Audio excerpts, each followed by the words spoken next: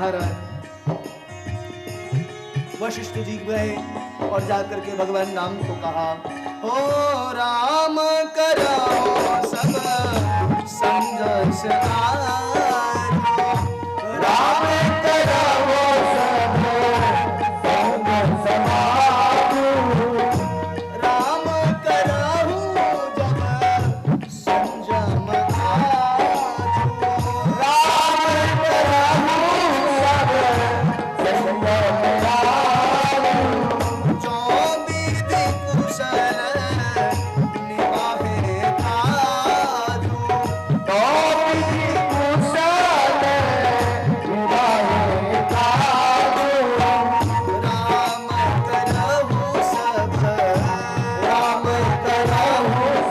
जब संजम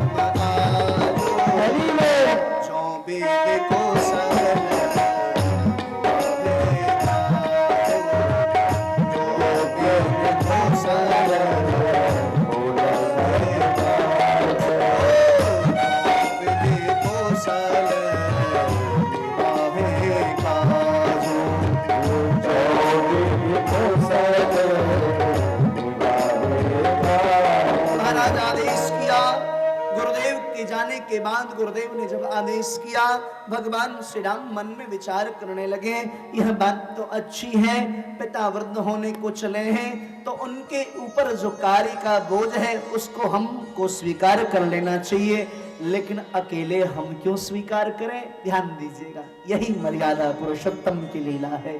बोले अकेले हम क्यों स्वीकार करें?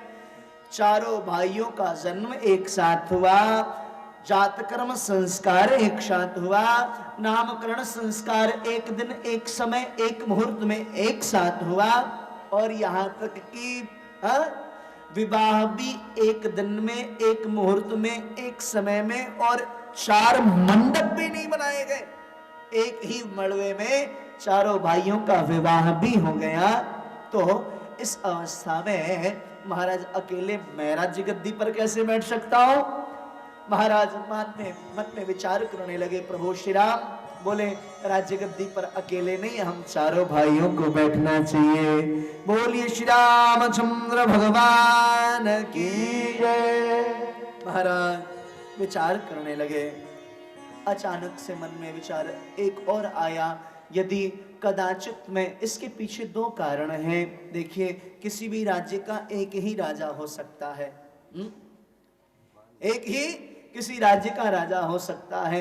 अगर प्रधानमंत्री 2, 3 और 4 होंगे तो गड़बड़ होगा, फैसला लेने में दिक्कत होगी, इसलिए एक ही होना चाहिए। लेकिन भगवान राम ने मन में विचार किया कि चारों भाइयों को राजा बनना चाहिए। इसके पीछे मानो उन्होंने मन में विचार किया हो। भगवान कौन है जी? भगवान का एक नाम है भक्तवत्सल, एक नाम है अकारण करुणा वरुणालय, एक नाम है दयालु, एक नाम है कृपालु। बोले यदि मैं राज्य गद्दी पर बैठ गया तो विष्णु सहस्त्र नाम में जो हमारे 1008 नाम हैं, उनमें से 500 नाम जो है हमारे झूठे हो जाएंगे। उनमें से 500 नाम झूठे हो जाएंगे। कृपालु, दीन बंधु, करुणा सिंधु, भक्तवत्सल, ये सारे नाम झूठे हो जाएंगे। रावण ने जो महाराज अत्याचार मचा के रखा है इस भूतल पर, शमतों के ऊपर महाराज इतनी यात्राएं दी जा रही हैं, यज्ञ विध्वंस किए जा रहे हैं, सब त्राहि नाम कर रहे हैं, और मैं राज्य गद्दी पर बैठ जाऊं तो फिर आगमन का हेतु क्या होगा? इसलिए महाराज तुरंत ने प्रबंध किया, और आज पर ब्रह्म परमात्मा ने भगवती पराम्बा सरस्वती जी को याद किया। नमो देवी महाविद्ये नमामि चरणों तव, सदा ज्ञान प्रकाशं मे देहि सर्वार्थदे शिवे, सदा ज्ञान प्रकाशं मे देहि सर्वार्थदे शिवे। ये बहुत शुद्ध मंत्र है श्रीमद् देवी भागवत का। मैं बहुत छोटा था तो बुद्धि कुशाग्र तो थी संतों की कृपा से, लेकिन अध्ययन में मन नहीं लगता था, अध्ययन में मन नहीं लगता था। तो पूज्य गुरुदेव ने मन में विचार किया कि भाई बुद्धि कुशाग्र है, अध्ययन में मन लग जाए तो कुछ अच्छा हो जाए। जो गुरु होते हैं उनकी भी तो कामना होती है शिष्य अच्छे बने। तो जब मैं छोटा था तो गुरुदेव याद कराते थे सप्तशती बच्चों को, मैं पढ़ता ही नहीं था, वो बच्चों को याद करावे और मुझे सुन सुन के याद हो जावे। मैं बच्चे मार खाते डांट खाते तो मैं कहता मैं सुनाऊं, गुरुजी खुश हो जाए, बोले तेने कैसे याद किया, बोले मैं सुन के याद हो गया। छोटा था 7-8 वर्ष का, तो पूरी सप्तशती याद हो गई थी, लगभग गीता जी पूरा स्मरण हो गया था। तो गुरुदेव ने कहा अध्ययन में कैसे मन लगे, तो गुरुदेव ने बचपन में लगभग 10 वर्ष की आयु में यह मंत्र दिया, नमो देवी महाविद्ये नमामि चरणों तव सदा ज्ञान प्रकाशम में देहि सर्वार्थ दे शिवे। और उस मंत्र का आज यह प्रभाव है, उसका आश्रय लिया। उस मंत्र का यह प्रभाव है कि मूक होई बाचाल पंग चढ़े गिरि बदर बदना। महाराज उस मंत्र का आश्रय लिया, भगवत कृपा हुई और भगवान नाम गाने का अवसर प्राप्त हो गया उसी मंत्र की कृपा से। इसका बहुत बार मैंने प्रयोग भी किया बालकों के ऊपर, युवाओं के ऊपर, चूंकि युवा हूं तो यह प्रयास रहता है कथा का संदेश युवाओं तक अवश्य पहुंचे। तो कई बार युवाओं के ऊपर भी, विद्यार्थियों के ऊपर भी इसका प्रयोग किया, बहुत सुंदर इसका परिणाम आया। बहुत सिद्ध मंत्र है यह श्रीमद् देवी भागवत का। जो भी विद्यार्थी इस मंत्र का आश्रय लेंगे नित्य 108 बार, आपको 1 हफ्ते 1 माह के अंदर उसका लाभ दिखने लग जाता है। बहुत श्रीमद् भागवत निष्काम ग्रंथ है, ध्यान रखिएगा। श्रीमद् रामचरितमानस निष्काम ग्रंथ है, लेकिन श्रीमद् देवी भागवत सकाम ग्रंथ है। क्यों? बोले महाराज पिता की सेवा, पिता के पास व्यक्ति जाता है निष्काम भाव से, कारण वहां जाओगे तो रोटी थोड़ी मिलेगी, कपड़े थोड़ी मिलेंगे। कपड़े रोटी कहां से मिलेंगे जी? मां के पास से। तो जो श्रीमद् भागवत है वह ब्रह्म का निरूपण करता है, श्रीमद् देवी भागवत शक्ति का निरूपण करता है। यदि आपको जगत के भौतिक सुख समृद्धियों की कामना है तो देवी भागवत का आश्रय लें, ये मैं निवेदन करता हूं। देवी भागवत का आश्रय लें। महाराज जो भी आपकी सकाम कामनाएं हैं भौतिक जगत की, उन सब की प्राप्ति हो जाएगी। बहुत प्रभाव है श्रीमद् देवी भागवत। कलयुग में कहते भी है ना, कलौ चंडी विनायको, कलौ चंडी महेश्वरो। कलयुग में महाराज भगवती पराम्बा का और भगवान भोलेनाथ का बहुत महत्व है। तो भगवती सरस्वती को प्रणाम निवेदित किया है भगवान श्री रामचंद्र ने, और आज आवाहन किया भगवती पराम्बा सरस्वती आए। कैसे याद किया नाथ? बोले आज जो है आप कृपा करके मेरी माँ के मस्तिष्क में जाकर के बैठ जाइए और उसके जिह्वा पर बैठ जाइए। हमारी यहाँ पर दासी है माँ की मंथरा, उनके मस्तिष्क को, बुद्धि को आप विकृत कर दें, क्योंकि आप बुद्धि की अधिष्ठात्री देवी हैं। कहा ठीक है महाराज। अब सारे अवध में उत्सव हो रहा है, आनंद हो रहा है, सब लोग नाच रहे हैं, गा रहे हैं, लेकिन घर में महाराज विकृति आ गई। सरस्वती जी महाराज मंथरा के मस्तिष्क में प्रवेश कर गई। नाम मंथरा मंदमती चेरी कई कई के अजस पिटारी ताहि कर गई गिरामती थे। महाराज कल राज्याभिषेक होना है, सब लोग आनंदित हैं महाराज, लेकिन मंथरा ने जाकर के कैकेयी की बुद्धि विकृत कर दी। आज रात्रि में पहुंची है मंथरा कैकेयी जी के कक्ष में, देखा मां भी बहुत सज रही हैं, संवर रही हैं। क्यों? कौशल्या जी जितना प्रेम राम से नहीं करती, उससे कहीं अधिक प्रेम भगवती पराम्बा कैकेयी राघव से करती हैं। भरत से अधिक प्रेम भगवती पराम्बा कैकेयी राघव से करती हैं। महाराज याज्ञवल्क जी कहते हैं मंथरा गए। मंथरा ने कहा अरे माँ आज आप बहुत प्रसन्न लग रही हैं, क्या बात है? माँ ने हृदय से लगाया, अरे मंथरा तो कैसी बात करती है रे, तेरी बुद्धि जल गई है क्या? अरे उत्सव की बात है महाराज, आज तक अवध में ऐसा उमंग कभी देखने को नहीं मिला। जो उमंग, जो उत्साह, जो प्रसन्नता आज अवध के कण कण में व्याप्त है, ये उत्साह पूर्व में कभी देखा न गया। कहे बात का? बोले कल राम का राज्याभिषेक होना है, मेरा राम कल राजा बन जाएगा, इस बात का उत्साह है। अरे मैं भी उत्सव मनाऊंगी, नाचूंगी, गाऊंगी मंथरा, मैं आनंदित हो रही हूं, कल मेरा बेटा राजा बन जाएगा। मंथरा ने बुद्धि को विकृत किया, बिल्कुल विवेकहीन है आप, बुद्धि नहीं आप में, मस्तिष्क काम नहीं कर रहा। कई झेप गई, ये दासी आज तक कभी इसने वाणी उठा करके बात नहीं की, आज कैसे वार्ता कर रही है मेरे साथ?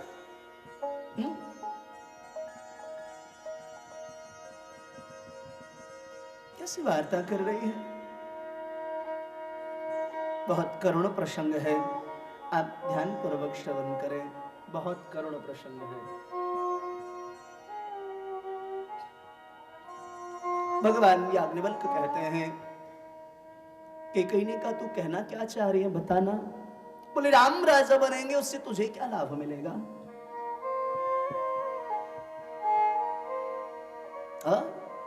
राम के राजा बनने से तुझे क्या लाभ, तेरा क्या हित सद जाएगा? कैकेयी जी ने कहा राम हमारे हैं, वो राजा बन जाए इसमें हित अहित की क्या बात है, हमारा नहीं सबका हित है। बोले नहीं नहीं, यही तो आप भोली हैं माँ, आप बहुत भोली हैं। राम राजा बनेंगे तो महाराज हित सधे का, कौशल्या जी का आप तो नौकरानी बन जाएंगे। महाराज आपका कोई मूल्य नहीं रह जाएगा।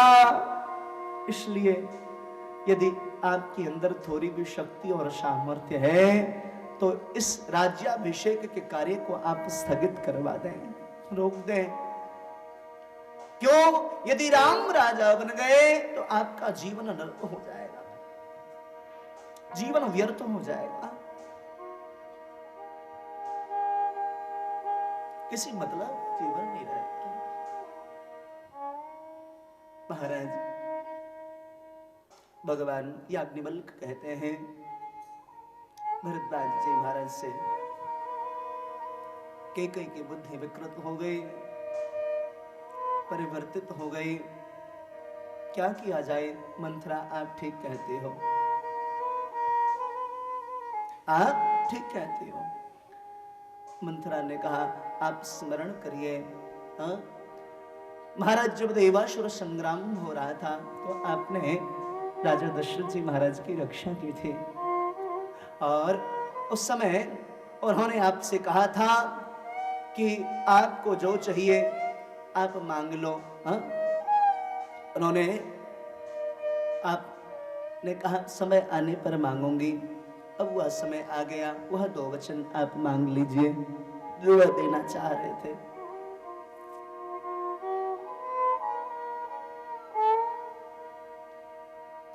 समय आ गया।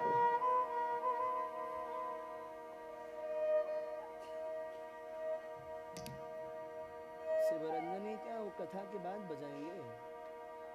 शिवरंजनी का वीर रस में बजाते हैं कि सख्य रस में कि वात्सल्य रस में, कौन से रस में बजाते हैं? जो करुण की जिसमें पराकाष्ठा हो, कमाल कर रहे हैं।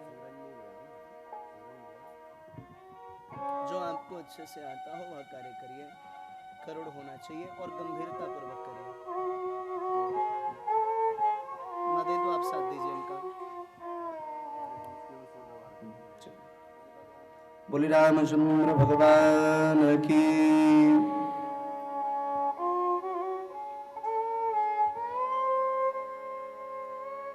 महाराज 2 वचन मांग लीजिए, निवेदन किया है। बोले यह कैसे संभव हो? कल तो राज्याभिषेक होना है। बोले महाराज पति की प्रीति बहुत होती है पत्नी में, और दशरथ जी महाराज के कैकेयी के प्रति बहुत प्रीति है, बहुत स्नेह है।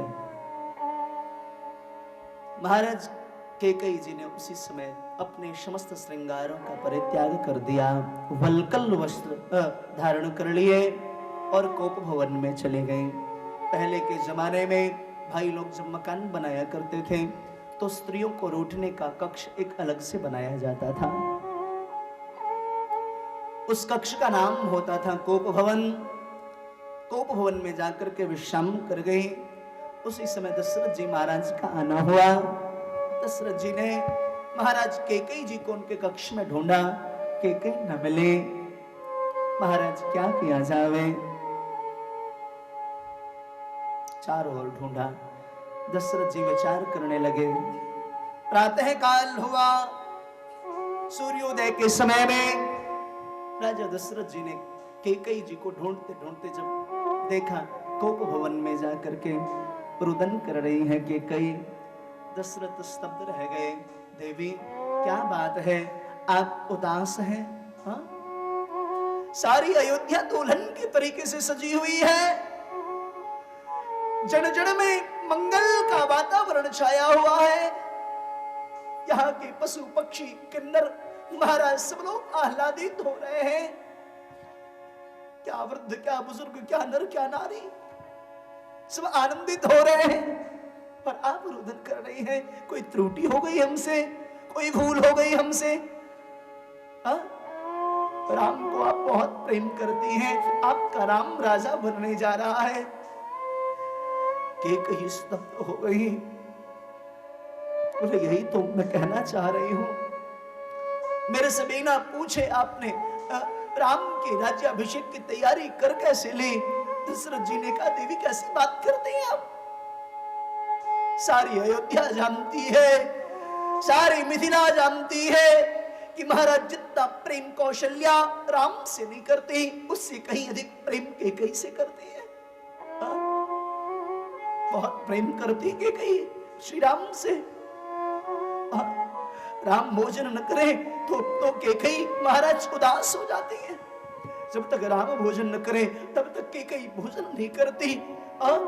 महाराज प्रातः काल राम का जब तक दर्शन न कर लेवे तब तक कैकेयी की दिनचर्या प्रारंभ नहीं होते। राम के मुखमंडल के दर्शन करने से जिसका दिवस प्रारंभ होता हो, उसके संबंध में कोई कैसे सोच सकता है? अरे देवी, तुम्हारा राम जिसके लिए तुम तन मन धन सब कुछ अर्पण करने के लिए सदैव तत्पर रहती हो, वह राम राजा बनने जा रहा है।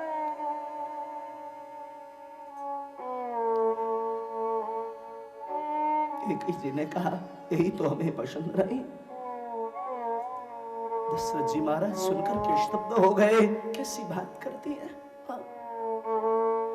बोले जो आपकी इच्छा हो सब मांग लीजिए, लेकिन आज उदास न हो। आप जो कहेंगे सब कुछ देने के लिए यह रघुकुल का दीपक चक्रवर्ती सम्राट दशरथ देने के लिए तैयार है। जो चाहिए मांग लो। कैकेयी जी ने कहा, मैं आपसे कुछ कामना नहीं करती, आपने जो 2 वचन दिए थे बस आज वह चाहिए मुझे। बोले 2 वचन? बोले हाँ। क्या? बोले नाथ, सबसे पहला राम का नहीं भरत का राज्याभिषेक। श्री भरत जी महाराज का राज्याभिषेक इतना सुनना था। दशरथ जी महाराज की निगाहें फटी की फटी रह गई। ऐसे कैसे संभव हो सकता है? ऐसा कैसे संभव हो सकता है देवी? अब तक जो आप प्रेम दिखा रही थी वो सब व्यर्थ था क्या? राम से इतना स्नेह था, यह सब व्यर्थ था क्या? नहीं, वह सब शाश्वत था। बोले लेकिन फिर यह क्यों मांग रही हैं? बोले आज की यह मांग है, दूसरा और क्या मांगती हो? बोले दूसरा, मेरे मस्तक पर हाथ रखिए, जो मैं मांगूंगी वो आप देंगे ना? दशरथ जी ने कहा ऐसा क्या मांगने जा रही हो? भगवती परम्बा कैकेयी ने कहा ऐसे नहीं, मस्तक पर हाथ रखिए। मस्तक पर हाथ रखा, महाराज जैसे ही मस्तक पर हाथ रखा, बोले दूसरा वचन चाहिए, हमारे भरत को राज्याभिषेक हो और राम 14 वर्ष के लिए वन में चले जाओ।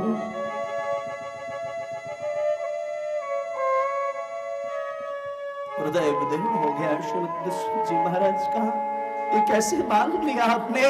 और ये कैकेयी, तुम्हारी यह वाणी ऐसे शब्द कहने से पूर्व महाराज नष्ट क्यों न हो गई? जिस राम राम राम राम को कह करके तुम्हारी दिनचर्या प्रारंभ होती थी, आज उस राम को 14 वर्ष के लिए वन में भेजने के लिए तैयार हो? कैसे? महाराज यह बात पूरे अवध में आग के तरीके से फैल गई। अवधवासी स्तब्ध रह गए। कैकेयी की बुद्धि को क्या हो गया है? महाराज एक बड़ी बात निवेदन कर दो। कैकेयी ने वर तो मांगा, राम दशरथ मूर्छित हो गए, लेकिन कैकेयी भी बहुत अंदर तक परेशान है। वर मांग लिया, लेकिन उनके नेत्रों से अश्रु की धारा नहीं बह रही, बंद हो रही। महाराज दशरथ जी ने कहा, देवी आपको और किसी वस्तु की कामना है तो मांग लो, आपको जो कुछ भी चाहिए मांग लो। भरत को आप राजा बनाने के लिए कह रही हैं, वह भी मुझे स्वीकार है, लेकिन हमारे प्राण धन, हमारे जीवन धन, हमारे सर्वस्व राम को वन में न भेजो।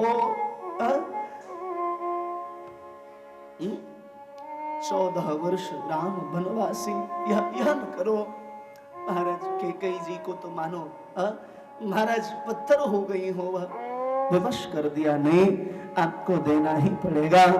कि दशरथ जी ने कहा यह संभव नहीं है। याद दिलाया कैकेयी जी ने रघुकुल की, आपका सारी गरिमाओं को आज तोड़ देंगे। क्यों? बोले रघुकुल रीति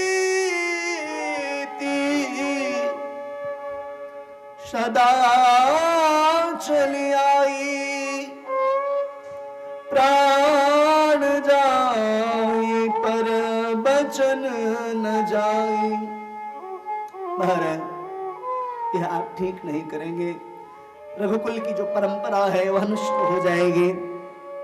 आज तक किसी भी यहाँ के राजा ने अपने वचन को अशक्त नहीं होने दिया। आपने वचन दिया, उसको आपको पूर्ण करना ही पड़ेगा। दशरथ जी ने कहा ठीक है, तुम्हारी जैसी इच्छा। महाराज भगवती कैकेयी चली गई अपने कक्ष में। यहाँ एक मन में प्रश्न उठता है, क्या वास्तव में कैकेयी इतनी क्रूर है?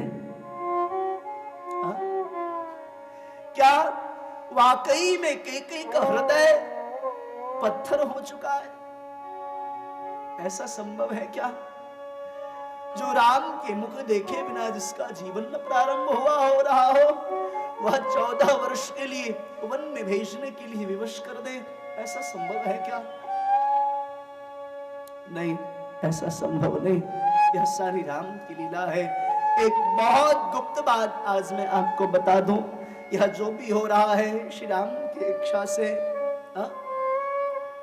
महाराज मंथरा के आने से पूर्व रात्रि के 12 बजे, एक दिन पूर्व भगवान श्री राम को नींद नहीं आ रही थी। क्यों? भगवान तो भक्त वत्सल है, भक्तों से प्रेम बहुत है। महाराज जब से श्री राम ने सुना है राज्याभिषेक कल होने वाला है, तब से राम परेशान है। अगर मैं राजा बन गया तो विप्रधेनु सुरसंहिता, महाराज जिसके लिए मैंने यह मनुष्य शरण प्राप्त हुआ किया है, उनका हित कैसे होगा?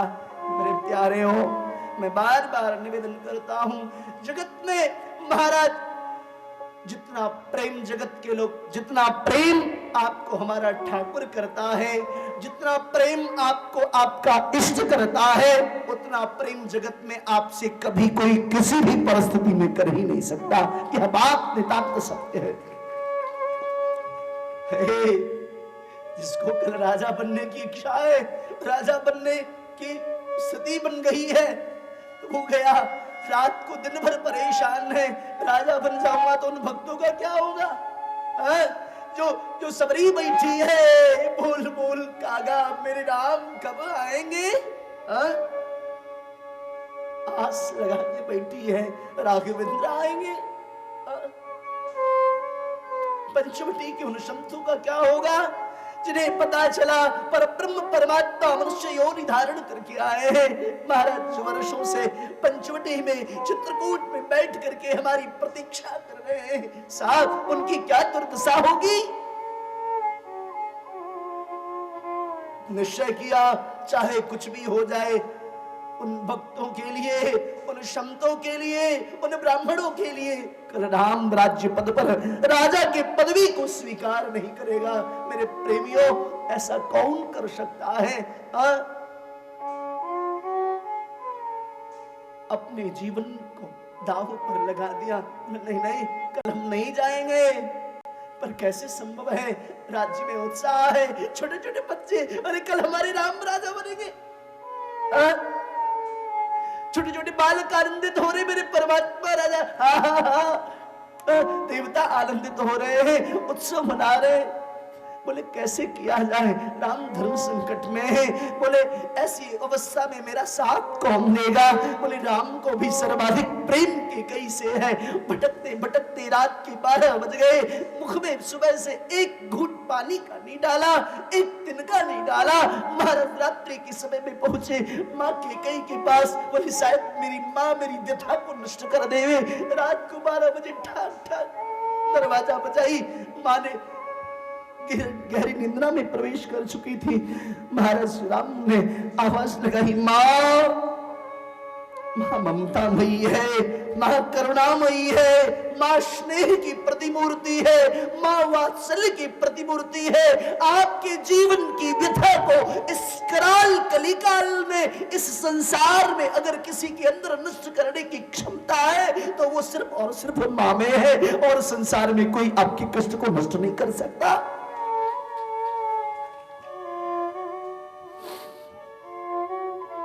महाराज माँ के कान में आवाज गई, 1 बज रहे हैं। राम की आवाज, दौड़ती हुई यहीं दरवाजा खोला। राम तुम अभी यहाँ कैसे? 1 बजे नींद नहीं आई? ठाकुर के मस्तक को देखा, भगवान उदास हैं, बहुत सज धज के बैठी हैं।